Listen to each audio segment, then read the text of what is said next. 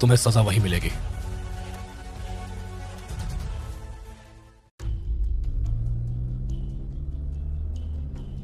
विद्युत गाड़ी बहुत तेजी से चला रहा था। निशा उसकी आंखों में गुस्से की आग साफ साफ देख सकती थी, लेकिन उसे अब तक ये समझ नहीं आ रहा था कि विद्युत आखिर उसे अपने बंगले पर क्यों ले जाना चाहता है। विद्युत, तुम ऐसा नहीं कर सकते, मुझे घर जाना है अभी। आज तुमने मेरे सरप्राइज को ठुकरा कर अच्छा नहीं किया निशा। तुम मेरे साथ अपना बर्थडे मनाने के बजाय उस भिखारी के साथ खुशी खुशी बीच पर नाच रही थी। क्या तुम्हें याद नहीं कि तुम्हें मेरा हर कहना मानना होगा? विद्युत, लेकिन मैं जिसके साथ चाहूँ अपना बर्थडे क्यों नहीं मना सकती? ये क्या कह रहे हो तुम विद्युत? ज्यादा बनो मत। मैं सब जानता हूँ कि तुम्हारे और ध्रुव के बीच क्या चल रहा था, इसलिए मैंने उसे उसी वक्त नौकरी से निकाल दिया। मेरे और ध्रुव के बीच कुछ नहीं चल रहा। तुमने उसे नौकरी से निकालकर अच्छा नहीं किया। ये कहाँ तक सही है? बिना वजह मेरी कंपनी में एक एम्प्लॉय का दूसरे एम्प्लॉय के साथ फ्लर्ट करना अलाउड नहीं है। This is corporate law. तुम इस वक्त बहुत गुस्से में हो विद्युत। तुम्हें नहीं पता तुम क्या कह रहे हो। अभी पता चल जाएगा। इतना कहकर विद्युत ने गाड़ी अपने आलीशान बंगले के लॉबी में पार्क कर दी। उसने निशा का हाथ थामा और उसे जबरदस्ती बंगले के अंदर ले जाने लगा।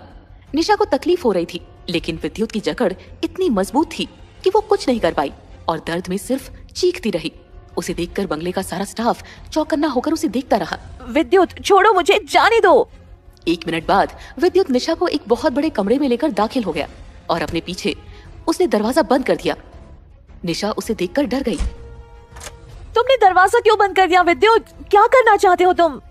तुम्हें मेरी पर्सनल असिस्टेंट होते हुए दूसरों से फ्लर्ट करने का बहुत शौक है ना? आज मैं एक किस्सा हमेशा के लिए खत्म कर दूंगा। इतना कहकर विद्युत निशा की तरफ अचानक बढ़ने लगा। उसके इरादे देखकर निशा ने चुपके से टेबल पर रखा एक गुलदस्ता हाथ में उठा लिया और जैसे ही विद्युत उसके करीब आया, उसने विद्युत के सर पर उसे दे मारा। ये क्या किया तुमने बेवकूफ लड़की? मैं तुम्हारे मंसूबे पूरे नहीं होने दूंगी। मेरे अकेले होने का गलत फायदा उठाने की कोशिश मत करना। यू फुलिश गर्ल, मुझे ये फोन चाहिए, तुम नहीं। विद्युत की बात सुनकर निशा हैरान रह गई। डर में उसे ये लगा था कि विद्युत उसके साथ कुछ गलत करने वाला था, लेकिन विद्युत ने टेबल पर रखा कॉर्डलेस फोन उठाया और अपने स्टाफ से बात करने लगा। उसके सर पर हल्की सी चोट लगी थी, जिससे अब खून बहने लगा था। निशा को अपने किए पर पछतावा होने लगा। हेलो, मुझे एक फर्स्ट एड किट चाहिए। और सुनो, आज से मिस निशा यही रहेंगी। What did you say? अगले ही पल स्टाफ के कुछ लोग कमरे में दाखिल हो गए और विद्युत के सर पर पट्टी बांधने लगे। मिस निशा की हर जरूरत बिना किसी शिकायत पूरी हो जानी चाहिए। मेरे कहने तक आज से ये सिर्फ ऑफिस जाएंगी। ध्रुव के दिल में दहकती नफरत की आग उसे विक्रांत तक ले आई थी। विक्रांत ने उसके लिए एक ग्लास विस्की का भरा और उसके हाथों में थमा दिया। तुम हमारी कंपनी में एक जूनियर मैनेजर हो ना? यहाँ मुझसे इतनी अर्जेंटली मिलने की वजह जरूर खास होगी। मुझे विद्युत कपूर को यह दिखाना है कि जब ये छोटा सा जूनियर मैनेजर अपनी पर आ जाए तो वो क्या कर सकता है। विद्युत का नाम सुनते ही विक्रांत की आंखें चमक उठी और वो मुस्कुरा उठा। ऐसी क्या दुश्मनी है तुम्हारी विद्युत के साथ? और तुमने ये कैसे सोच लिया कि मैं तुम्हारी मदद भी करूंगा? इसलिए क्योंकि मैं जानता हूं कि आपकी और उसकी बनती नहीं। मैं ये भी जानता हूं कि विद्युत दरअसल आपका सौतेला भाई है सर। मैं ये भी जानता हूं कि आप उसे हटाकर कंपनी का मालिक बनना चाहते हैं। आपके इस मंसूबे में मैं आपकी काफी मदद कर सकता हूं। वो कैसे? पिछले कई सालों से मैं एक जूनियर मैनेजर की हैसियत से विद्युत के साथ काम कर रहा हूं और उसके सारे फाइनेंशियल रिकॉर्ड्स को मैं अच्छी तरह से जानता हूं। कौन से डील्स कहां हुए हैं, कौन कौन खरीदा जा सकता है या विद्युत के खिलाफ भड़काया जा सकता है। मेरे पास एक लंबी लिस्ट तैयार है। विद्युत ने एक ईमानदार मुलाजिम को अपनी एक छोटी सी गलती की वजह से बेइज्जत किया है। उसने मेरी रोजी रोटी छीनी है। मैं बस उसे दिखाना चाहता हूं कि वही ईमानदार मुलाजिम उसे सड़क पर लाकर खड़ा कर सकता है। ध्रुव की तड़प देखकर विक्रांत ने 2 ग्लास विस्की के भरे और एक उसे थमा दिया। लेकिन मैं पीता नहीं सर। अपने नफरत को इस घूंट के साथ कुछ देर के लिए ठंडा कर लो। दिमाग से सोचो और बताओ साफ साफ मुझे कि आखिर तुम्हारे और विद्युत के बीच हुआ क्या है। वो विद्युत कपूर अपने आप को समझता क्या है? उसने निशा को मुझसे छीन लिया। निशा? उसकी नई पर्सनल असिस्टेंट? हाँ सर, मैं उससे प्यार करता हूं। बस आगे और कुछ कहने की जरूरत नहीं है। तुम अब से मेरे लिए काम करोगे। लेकिन कैसे सर? विद्युत ने मुझे नौकरी से निकाल दिया है। वजह? वो दरअसल बेझिझक होकर कहो ध्रुव, हम यहाँ एक दूसरे की मदद के लिए तो बैठे हैं। मैं निशा से प्यार करता हूं सर, और उसके बर्थडे के दिन मैं उसे अपने दिल की बात कहना चाहता था, लेकिन वो विद्युत। लेट मी गेस, विद्युत वहां पर पहुंच गया और उसने तुम्हें थप्पड़ मारा और नौकरी से निकाल दिया, है ना? वो कभी नहीं बदलेगा, बचपन से ही ऐसा है वो। लेकिन आपको बर्थडे के दिन का वाक्य कैसे मालूम पड़ा सर? मेरा नाम विक्रांत कपूर है बच्चे। मैं हमेशा अपने आंख और कान खुले रखता हूं, खास करके जब बात विद्युत की हो। उसकी माँ और उसने मिलकर मुझे कंपनी से बाहर कर दिया और मैं अपने बदले के लिए सही वक्त का इंतजार कर रहा हूं। लेकिन अब तुम्हारे यहां आने से लगता है कि वो मौका हाथ लग जाएगा। वो कैसे सर? तुम ऑफिस वापस ज्वाइन करोगे, लेकिन काम मेरा करोगे। विक्रांत की बात सुनकर ध्रुव का दिमाग चकरा गया। उसे कुछ समझ में नहीं आ रहा था। लेकिन ये मुमकिन कैसे होगा? विद्युत के होते मुझे वापस नौकरी कैसे मिलेगी? अगर उसने मुझे फिर से देख लिया तो ना जाने क्या करेगा। ये सब तुम मुझ पर छोड़ दो, तुम्हें नौकरी मिल जाएगी। कल 10 बजे ऑफिस में वापस रिपोर्ट करो। जैसा आप चाहें सर, वैसा ही होगा। मैं आपका एहसान कभी नहीं भूलूंगा। अब विद्युत का खात्मा दूर नहीं। लेकिन याद रहे, अगर किसी को भी हमारे इस मिली भगत की भनक लगी तो मैं तुम्हारा बहुत बुरा हश्र करूंगा। और मैं अपने दुश्मनों को भूलता नहीं, हमेशा के लिए मिटा देता हूं। विक्रांत की बात सुनकर ध्रुव के माथे से पसीना टपकने लगा और तभी उसकी नजर विस्की के ग्लास पर पड़ी, जिसको उसने मुस्कुराते हुए उठा लिया। वहीं विद्युत के बंगले पर निशा अपने सोने के पिंजरे में बोर हो रही थी। क्या मुसीबत है ये। जल्दी से अपने रूल्स भी विद्युत मुझे क्यों नहीं बता देता। कम से कम मैं घर तो जा सकती हूँ। मुझे यहाँ लाकर वो क्या मुझे अपनी दौलत और ताकत दिखाना चाहता है। लेकिन मैं भी उसे दिखा दूंगी कि मैं आखिर क्या चीज हूँ। उसके पीछे बहुत तितलियां घूमती होंगी, लेकिन मैं उनमें से नहीं। मुझे उसकी कोई बात सुनने की जरूरत नहीं। मैं जब तक यहाँ हूँ तब तक मैं अपनी मर्जी से ही रहूंगी। निशा ने टेबल पर रखा फोन उठाया और रिसेप्शन का नंबर घुमा दिया। हेलो, मुझे एक आलीशान डिनर करना है, अभी इसी वक्त। 5 मिनट बाद निशा के कमरे का बेल बजा। निशा के दरवाजा खोलते ही उसके सामने एक बटलर हाथ में एक नोटपैड लेकर खड़ा था। गुस्ताखी माफ हो मैडम, लेकिन डिनर को तो अभी 2 घंटे बाकी है। तो क्या हुआ, मुझे डिनर जल्दी करने की आदत है, so please get it ready ASAP. लेकिन मैडम अभी सिर्फ 8 ही बजे हैं और विद्युत सर 10 बजे लाइट डिनर करते हैं। Is that so? एक बात बताओ, तुम्हारे विद्युत साहब को अगर पता चला कि तुमने उनकी सबसे खास मेहमान की बात नहीं सुनी तो क्या होगा? Oh no madam, please sir से कुछ मत कहिएगा। मैं तो इस घर के कायदों के हिसाब से बस रूल्स फॉलो कर रहा हूँ। विद्युत ने इस घर के बटलर्स को भी कायदे दिए हुए हैं। ये आदमी है या टाइम टेबल, लेकिन मैं भी अपनी जिद नहीं छोड़ूंगी। मैंने कहा ना, मैं विद्युत की खास मेहमान हूँ। मुझे स्पेशल लैविश डिनर करना है और याद रहे उसमें तरह तरह के पकवान होने चाहिए, इंडियन और इंटरनेशनल। जी मैडम, जैसा आप कहें। बटलर के जाने के बाद निशा बाथरूम में गई और उसने एक वार्म शावर लिया। अपने बदन पोंछते वक्त उसकी नजर उसकी कलाई पर पड़ी, जिस पर अब भी एक लाल निशान था। ये आदमी है या जल्लाद? इतना कस के मेरा हाथ पकड़ने की क्या जरूरत थी? और बेचारा ध्रुव न जाने क्या कर रहा होगा। मैं विद्युत को बताना चाहती थी कि मेरे दिल में ध्रुव के लिए कोई फीलिंग्स नहीं है, लेकिन वो सुने तो सही। हाँ, एक काम करूंगी, जब वो अब की बार मुझसे मिलेगा मैं उसे सब सच सच बता दूंगी, तभी उससे छुटकारा मिलेगा। मैं ये नौकरी भी छोड़ दूंगी और वापस घर चली जाऊंगी, माँ बाबा के पास। बहुत हो गई ये सर्कस जैसी जिंदगी। जहाँ एक तरफ निशा अपने आप से बातें कर रही थी, वहीं विद्युत ऑफिस में बैठा उसकी हर एक बात कमरे में लगे माइक्रोफोन के जरिए सुन रहा था। ओह, तो तुम्हारा प्लान है कि तुम न सिर्फ मेरे रूल्स बल्कि मेरी दी हुई नौकरी और मुझे अकेला छोड़कर फिर चली जाओगी? नहीं निशा सरन, मैं अब तुम्हें कहीं नहीं जाने दूंगा। तभी अचानक विद्युत का फोन बज उठा।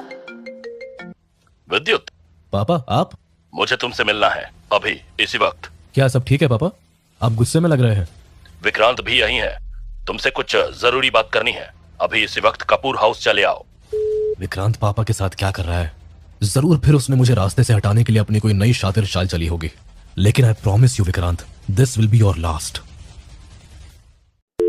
अपने पिता धर्म कपूर का कॉल आते ही विद्युत तैयार हो गया और कपूर हाउस के लिए रवाना हो गया।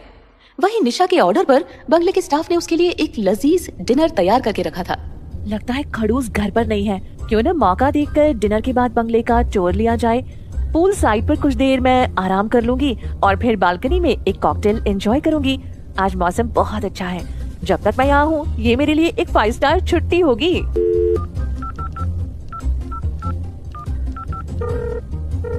हेलो, मुझे एक गाइड की जरूरत है जो मुझे डिनर के बाद इस बंगले का पूरा टूर करा सके। मैडम, आपका डिनर डाइनिंग हॉल में तैयार है। निशा अपने कमरे से निकलकर डाइनिंग हॉल की तरफ निकली ही थी कि उसकी नजर कुछ साइन बोर्ड्स पर पड़ी, जिन पर बंगले के कई हिस्सों के नाम और उनके नीचे एरोज के निशान लगे हुए थे। ये क्या ये बंगला इतना बड़ा है कि एक कमरे से दूसरे कमरे तक जाने के लिए यहाँ साइन बोर्ड्स को फॉलो करना पड़ेगा? शायद इसलिए ताकि कोई इस भूल भुलैया में खो न जाए। वाह, लगता है this is going to be a fun adventure. देखे तो सही कि मिस्टर विद्युत कपूर के लाइक्स डिसलाइक्स क्या हैं। निशा डाइनिंग हॉल की तरफ बढ़ी। उसके पेट में चूहे दौड़ रहे थे और मन में अलग अलग पकवानों के सपने घूम रहे थे। Italian pizza, French toast, English steak, American hot dogs. कुछ ही देर में जैसे ही निशा डाइनिंग हॉल में दाखिल हुई, सामने रखे टेबल पर खाने को देखकर वो दंग रह गई। बटलर, इधर आओ अभी इसी वक्त। जी मैडम, क्या हुआ? मैं आपकी क्या मदद कर सकता हूँ? ये क्या है? आपका लजीज डिनर पेश है मैडम। जैसे आपने कहा था वैसे ही तैयार किया है। Are you serious? तुम इसे लजीज डिनर कहते हो? ये घास फूस, पानीदार सूप, गाजर मूली के टुकड़े, उबले हुए बीन्स, याक। मैंने तो तुम्हें आलीशान डिनर बनाने को कहा था ना। जी मैडम, लेकिन वो बॉस। फिर बॉस का गाना गाने लगे। मेरे डिनर के साथ तुम्हारे बॉस का क्या लेना देना? मैडम, गुस्ताखी माफ करे, लेकिन बॉस ने आपके लिए ये रूल बनाया है कि 7 बजे के बाद आपको सिर्फ हेल्दी डाइट ही पेश किया जाए। What? तुम्हारे बॉस को क्या लगता है कि मैं कोई बकरी हूँ जिसे वो उठाकर यहाँ ले आए और घास फूस पर जिंदा रखेगा? What is wrong with him? Madam, हमें हुक्म है कि हम बॉस का हर ऑर्डर बिना किसी सवाल के माने। बटलर के पास निशा को देने के लिए और कोई जवाब नहीं था और वो अपना सर झुकाकर उसके सामने खड़ा हो गया। अच्छा, तुम लोगों से कुछ नहीं होगा, मुझे ही अपना खाना बनाना पड़ेगा। लेकिन मैडम, बॉस को पता चल गया तो? ये तुम्हारे बॉस के पर्सनल असिस्टेंट का ऑर्डर है, समझे? याद रहे कि मुझे किचन में अपने पसंद का खाना बनाने से कोई नहीं रोकेगा। इतना कहकर निशा बंगले के किचन की ओर चल पड़ी। वहीं विद्युत कपूर हाउस पहुंच चुका था और उस आलीशान महल में दाखिल होकर सबसे पहले उसने विक्रांत और ध्रुव को हॉल में बैठा देखा। You swine! ध्रुव, तुम यहाँ क्या कर रहे हो? आओ आओ, तुम्हारा ही इंतजार था माय डियर ब्रदर। पापा आते ही होंगे। ये कौन सी नई चाल चल रहे हो तुम दोनों मिलकर? इसमें चाल कैसी? मैं तो एक ईमानदार मुलाजिम को उसकी नौकरी वापस दिलाने इस कंपनी के असली बॉस के पास लाया हूँ। Why you little... मैं तुम्हारी फितरत से अच्छी तरह से वाकिफ हूँ विक्रांत। तुम हमेशा मेरे खिलाफ किसी प्यादे को इस्तेमाल करने से चूकते नहीं, और अब तुम्हें इस ध्रुव में एक नया प्यादा मिल गया है। बोलो, क्या करोगे अब तुम हमें ठगने के लिए? बस करो, बहुत हो गया। तभी विद्युत, विक्रांत और ध्रुव की नजर अपने सामने लगी ऊंची सीढ़ियों पर पड़ी, जिसके सबसे ऊपर वाली सीढ़ी पर धर्म कपूर खड़ा था, हाथ में एक क्यूबन सिगार लिए। वो धीरे धीरे सीढ़ियां उतरकर नीचे आया और बिना विद्युत की तरफ देखे वो सोफे पर आकर बैठ गया। पापा, ये सब... शट अप। पहले ये बताओ कि तुम्हारे माथे पर ये चोट कैसी? जरूर किसी बिल्ली ने पंजा मारा होगा। What? You shut up. तुम अपने आप को समझते क्या हो? क्या जानते हो तुम एक कंपनी बनाने और चलाने के बारे में? लेकिन पापा, ये ध्रुव... तुम्हारी हिम्मत कैसे हुई ध्रुव को नौकरी से निकालने की? क्या तुम्हें पता नहीं कि किस तरह जिंदगी भर मैंने ईमानदारी और मेहनत की कदर की है, और आज तुमने मेरे इन्हीं उसूलों को तोड़ने की हिम्मत की। मुझे कभी उम्मीद नहीं थी कि मेरा बेटा ऐसा बेगैरत निकलेगा। पापा, ध्रुव पिछले 5 साल से कंपनी में मेहनत कर रहा है और वो एक एम्प्लॉय नहीं बल्कि हमारी कंपनी के लिए एक एसेट है। एसेट? तुम इस 2 टके के बेईमान आदमी को एसेट कह रहे हो? हाँ, वैसे ठीक भी है, तुम दोनों की जोड़ी तो एकदम सूट करती है। तुम्हारे कहने का क्या मतलब है विद्युत? पापा, मैंने यूं ही इसे नौकरी से नहीं निकाला। मुझे पता है कि ये पिछले 5 साल से हमारी कंपनी के साथ धोखाधड़ी कर रहा है। सर, ये सरासर मुझ पर झूठा इल्जाम डाला जा रहा है। ओह, अब ये कौन सी तुम्हारी नई स्टोरी है पापा के कान भरने के लिए? ये क्यों नहीं कहते कि तुम्हारी नई गर्लफ्रेंड को इस बेचारे ने प्रपोज कर दिया, इसलिए तुमसे बर्दाश्त नहीं हुआ और अपनी जलन और हवस के पागलपन में तुमने एक बेकसूर को बलि चढ़ा दिया? ये मैं क्या सुन रहा हूँ विद्युत? मैंने इतनी मुश्किल से तुम्हें फिर से ऑफिस में काम करने का मौका दिया और तुमने मन लगाकर मेहनत करने के बजाय वहाँ अपना हरम चला रहे हो। तुम अपनी इस अय्याशी और लड़कीबाजी से कब बाज आओगे? लेकिन पापा, मैं ध्रुव को जानता हूँ। ऑफिस के कई लोगों ने मुझे इसके बारे में बता चुके हैं। What nonsense! क्या सबूत है तुम्हारे पास इस बात का? धर्म की बात सुनकर विद्युत चुप हो गया। विक्रांत, तुमने अच्छा किया कि ध्रुव को सीधे मेरे पास ले आए। ध्रुव, कल से तुम ऑफिस वापस ज्वाइन करोगे और विद्युत, तुम अब से ग्राउंड फ्लोर पर काम करोगे। कामयाबी और तजुर्बे की सीढ़ियां चढ़कर जिंदगी में जिम्मेदारी और इज्जत कैसे कमाई जाती है, ये तुम विक्रांत से सीखोगे। तुम्हें महीने की तनख्वाह दी जाएगी और तुम अपने आप को प्रूव करोगे कि तुम कपूर नाम के काबिल हो भी या नहीं।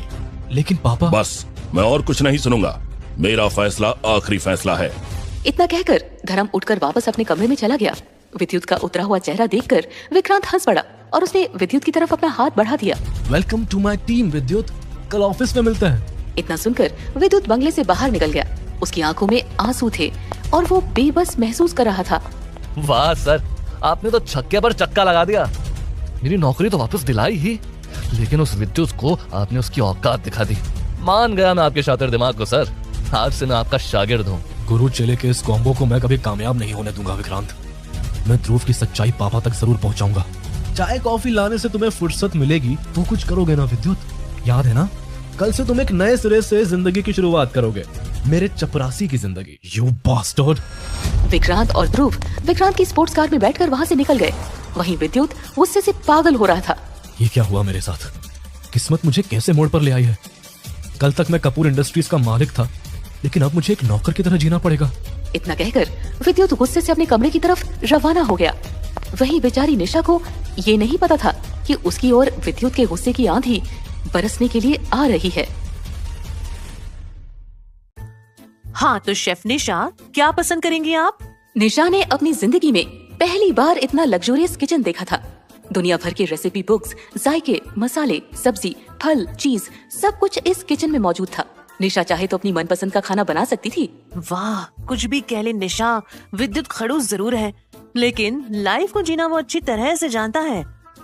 पेट में चूहे दौड़ रहे हैं, स्टीम्ड मोमोज, चिकन बिरयानी और एक अच्छा सा फ्रूट बोल और साथ में एक क्लासिक टिरामिसू। निशा जल्दी से खाना बनाने लगी। वहीं विद्युत भी बंगले पर पहुंच गया और सीधे वो अपने बेडरूम में गया जहां निशा नहीं थी। बटलर। Yes sir. मिस निशा कहाँ है? सर वो किचन में खाना बना रही है। क्या? उन्हें किचन में जाने किसने दिया? सर मैंने उन्हें रोकने की बहुत कोशिश की, लेकिन उन्होंने मेरी बात नहीं मानी और खुद के लिए खाना बनाने लगी। सर विद्युत के दिलो दिमाग में बीता हुआ वाक्य अभी घूम ही रहा था कि उसके सामने एक और परेशानी आ खड़ी हुई थी। वो सीधे किचन की ओर तेजी से चल पड़ा। निशा अपना खाना बना चुकी थी और उसने बटलर को बुलाया।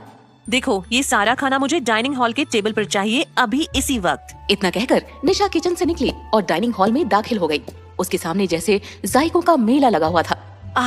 ऐसा खाना तो शायद 5 स्टार होटल में ही मिलता होगा। वेल डन शेफ निशा, आज तो मैं पेट भर के खाऊंगी। डिनर के बाद बंगले का टूर भी तो करना है। हाँ, चिकन से शुरू करती हूँ। निशा ने चिकन का एक लजीज टुकड़ा सालन और सैलेड के साथ अपने प्लेट में परोसा और एक निवाला खाया। जायके से उसका दिल तरोताजा हो गया। वाह, पहली बार के लिए नॉट बैड निशा। इसके बाद निशा नहीं रुकी और उसने सारा खाना सफा चट कर दिया। सारे डिशेस खत्म करने के बाद वो टेबल से उठी ही थी कि विद्युत की भारी आवाज खाली डाइनिंग हॉल में अचानक गूंज उठी। तुम्हारी ये हिम्मत! What the hell are you doing, Miss निशा सरन? विद्युत, तुम यहाँ इस वक्त? तुम शायद ये भूल गई हो कि तुम मेरे घर में हो। यहाँ मेरे उसूल तोड़ने की तुम्हारी हिम्मत कैसे हुई? भूख और उसूल? तुम दिमाग से तो ठीक हो? कैसी बातें कर रहे हो? मेरा मन किया मैं आज एक अच्छा सा डिनर कर लूं। और वैसे भी जो खाना मुझे परोसा गया वो खाकर तुम जिंदा कैसे रहते हो? वो हेल्दी खाना तुम्हें पसंद नहीं? और ये तेल में डूबे हुए पकोड़े, ये बिरयानी, मोमोज, तिरामिसू, ये सब तुम्हें लजीज लगते हैं? ये सब मोटापा बढ़ाने के बहाने हैं। तुम मेरी पर्सनल असिस्टेंट हो और तुम्हें ये सब खाने की इजाजत नहीं। ठीक कहा तुमने, मैं तुम्हारी पर्सनल असिस्टेंट हूँ, लेकिन वो भी अपनी मजबूरी की वजह से। मैं तुम्हारा कोई खिलौना नहीं जिसे तुम जब चाहे जैसे चाहे तोड़ो और मरोड़ो। निशा की बात सुनकर विद्युत ने टेबल पर अपना हाथ दे मारा और चीख उठा।